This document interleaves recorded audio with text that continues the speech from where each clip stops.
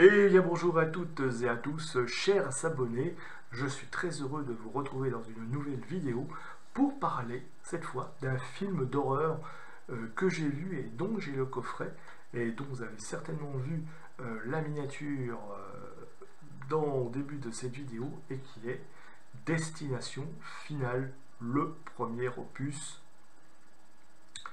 sorti en 2000, film d'horreur, thriller, qui dure à peu près 1h36, sorti plus précisément chez nous le 12 juillet 2000, et au scénario Glenn Morgan, James Wong, Jeffrey Reddick, et réalisé par James Wong d'ailleurs, dont c'était le premier long métrage.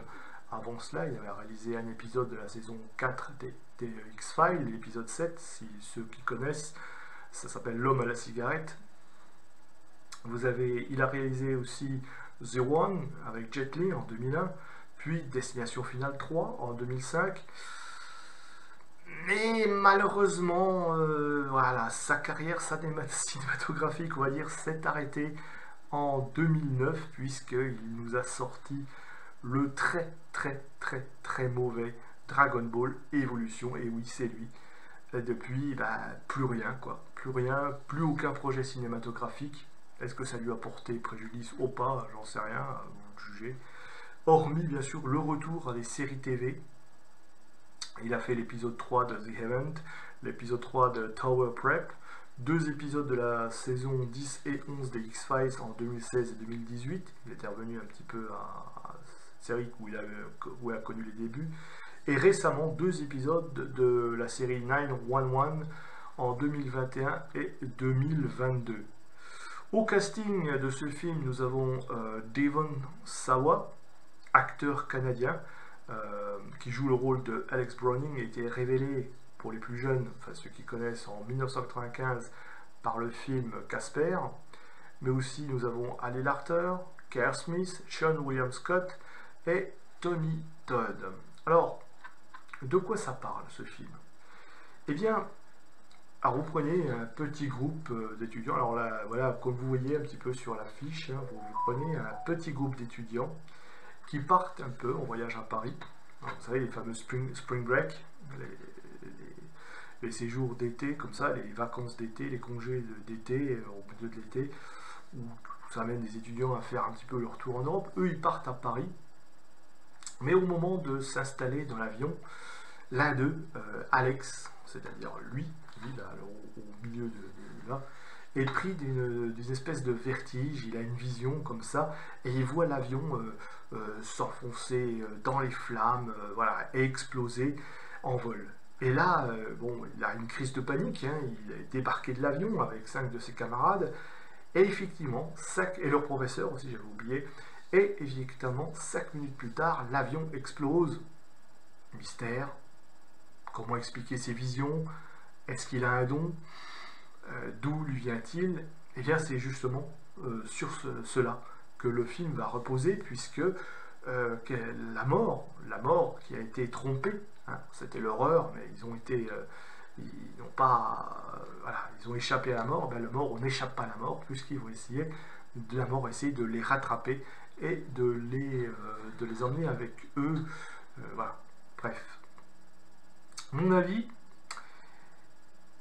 c'est que déjà le sujet du film est fait dans l'originalité.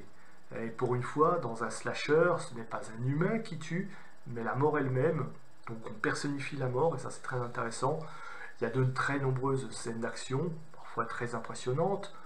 Et tout le long du métrage, comme ça, le film distille un mélange d'angoisse, de mystère, d'irrationnel, de spectaculaire, avec beaucoup de clins d'œil empruntés ou voilà, directement des références au maître de l'angoisse dans ce film.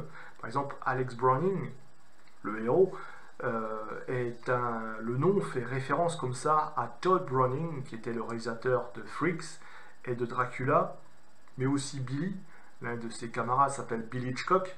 Je crois que la référence s'impose elle-même. Il dégage de ce film donc une atmosphère étrange, est rendu quand même comme ça par des perspectives forcées, des angles de prise de vue inhabituels, et enfin des objets comme ça posés là et qui semblent ne pas être à leur bonne place.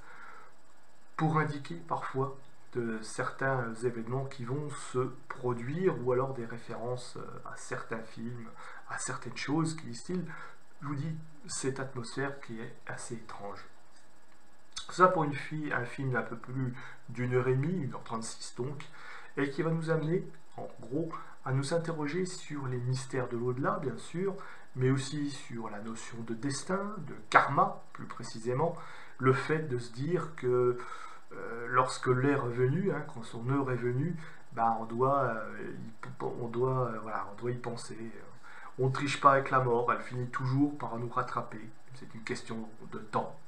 D'ailleurs, dites-moi en commentaire si vous aussi, parfois, vous avez ce sentiment de percevoir quelque chose, un événement qui va arriver, un peu comme ce qui arrive à Exploring, qui a vu cette mort arriver. Est-ce que vous, sans penser peut-être à la mort, c'est ce que ce film nous propose, on a tous le sentiment de dire ah mais oui, mais ça je l'ai vu dans une vision, où je l'ai senti, ou voilà. Bon, comme ça pour rigoler un petit peu, dites-moi en commentaire si ça vous est arrivé aussi, et vous aussi vous avez des visions. Personnellement, des fois j'ai vu des choses, alors est-ce que c'est vrai, est-ce que c'est mon imagination qui travaille, mais des choses que effectivement j'ai pensé des fois, ah bah ça c'est arrivé, ou alors on pense à quelqu'un et puis d'un seul coup le téléphone sonne et puis c'est lui au bout du fil. Il y a plein de choses comme ça qui fait que on se dit ah mais oui mais ça je l'ai déjà vu. D'ailleurs il y a beaucoup de gens, et d'ailleurs il y a un bonus très intéressant sur ce DVD parce qu'il y a beaucoup de gens qui cultivent ce don, et dont un témoignage d'une personne qui est sur le DVD, ça dure à peu près 20 minutes, d'une femme qui est inspectrice médium et qui depuis l'enfance ressent les choses, et voilà, elle voit des gens, elle perçoit ce que les gens, on y croit, on n'y croit pas, je sais pas, faites-vous votre idée, voilà. Alors oui, comme vous avez constaté, c'est un film que j'apprécie beaucoup, hein, parce qu'il s'inscrit comme ça dans la mouvance des films d'horreur, thriller, un peu teenagers des années 90, avec ces bandes d'adolescents qui tentent de fuir un danger et qui sont zigouillés les uns après les autres, hein, c'est le grand classique, c'est ce qu'on a eu pendant tout le long des années 90, et même bien avant, hein, avec les Freddy, les Jason, les Halloween, les Scream, etc. Et là, on a, pour une fois, disons, c'est pas quelqu'un, c'est pas un taré, c'est pas un malade qui va poursuivre cette bande de jeunes, mais c'est la mort elle-même, comme si la mort était une personne, et c'est ça qui est très intéressant, avec des meurtres qui, bah, du reste, sont assez originaux, hein, ils sont l'apparence toute banale d'un accident, mais ils nous sont présentés pour nous laisser l'impression d'un cheminement. La caméra va sembler comme ça suivre la marche de la mort, s'arrêtant sur certains détails, un interrupteur par exemple, une porte qui claque, etc. etc. Et nous amener comme ça au fait final, au meurtre. Et ces morts qui paraissent comme ça logiques, bah, en fait ne le sont pas vraiment. Alors Alex s'interroge, ses copains le soupçonnent, le FBI aussi, mais quand sa petite amie est sur le point de se faire assassiner, un petit peu à la fin du film, hein, sans spoiler, il s'interpose, espérant ainsi déjouer les plans de la mort. C'est un film qui nous amène à penser un peu sur la question de préconscience, de prémonition, comme je vous ai dit, sur le fait de pouvoir lire l'avenir, avec ce sentiment troublant que quelque chose va arriver, et de le voir se produire quelque temps après. Alors, est-ce que c'est vrai, est-ce que c'est faux? Certains y croient. Moi, est-ce que j'y crois? Je suis un petit peu, parfois j'ai envie d'y croire. Maintenant, j'ai souvent un esprit qui est assez rationnel, qui s'interroge. Donc, mais pourquoi pas, je laisse la porte ouverte un petit peu à ce genre d'idées. Après tout, c'est pas tout hein, dans la vie. Alex, lui, par contre, est perturbé par ses visions et tente de partager ce sentiment avec ses camarades. Voilà.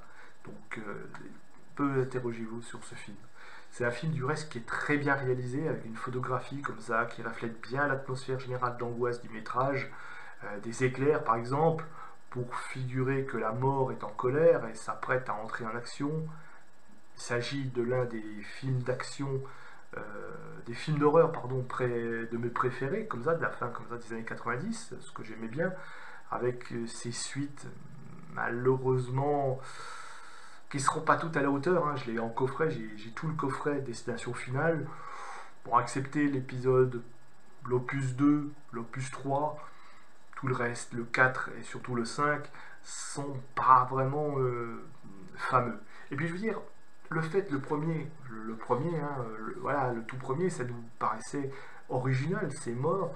Après, dans les suites, bon bah, il n'y a plus d'originalité, hein. C'est comme les Freddy, c'est comme les Jason, c'est comme tout ça. On attend que les meurtres arrivent et puis on se les regarde en bouffant le popcorn. Après, ils sont toujours bien réalisés, hein. Bon, dans le 3, vous avez, je crois dans le 2, ça se passe sur l'autoroute avec le truc, bon, voilà.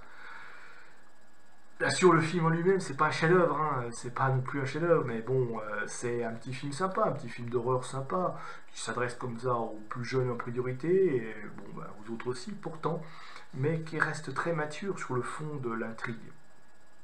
On pourrait quand même toutefois lui reprocher, allez, peut-être un trop-plein de certaines scènes, à commencer par celle de l'accident d'avion, qui, selon moi, est un petit peu trop porté à l'extrême. Voilà, je veux dire, l'avion, il arrive avec toutes les couilles. Hein. Il a le truc, voilà, il a le truc là qui s'enlève, il a de la rouille un peu partout. J'ai envie de dire, voilà, celui-là, on ne sait pas comment il a eu sa licence de vol. Hein. Bon, bref, peu importe, c'est le film. Enfin bon, parfois il y a des petites scènes à l'extrême, mais enfin, j'ai envie de dire, c'est comme ce qu'on veut voir généralement au cinéma quand on va voir ce genre de métrage. Alors pour conclure, je dirais que Destination Finale reste un bon cru dans le genre horreur, surtout de cette fin des années 90, début 2000, comme ça.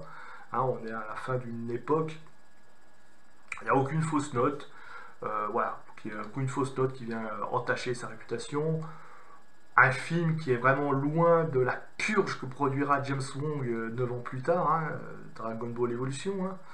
Bon, c'est vrai que voilà, ça lui a un petit peu fait beaucoup de tort, mais voilà, il faut reconnaître que sur ce genre, eh bien, c'est un très bon réalisateur. J'espère un jour qu'il reviendra quand même à la réalisation de films d'horreur, et qu'il ne se laissera pas amener par l'échec de Dragon Ball Evolution. Hein. Tous les bons réalisateurs font des purges, parfois. C'est arrivé même au plus grand, à Ridley Scott, à tout ça, etc. etc.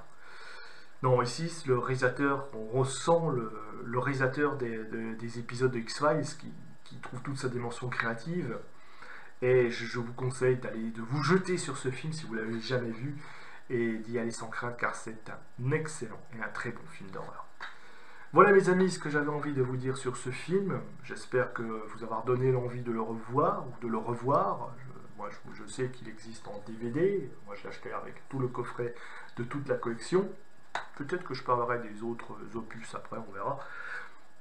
Ou pas, on verra en fonction de mon humeur. Et puis peut-être, non il n'est plus sur Netflix, sur Netflix il n'y avait que le 5. Donc voilà, je peux trouver aussi dans les VOD, etc. Bref, dites-moi en commentaire si vous l'avez vu, répondez à mes commentaires, tiens, pour voir un peu si vous avez aussi des fois des prémonitions comme ça. Bref, partagez, diffusez, parlez, voilà. Et puis moi je vous retrouve bientôt, et puis on se dit au revoir.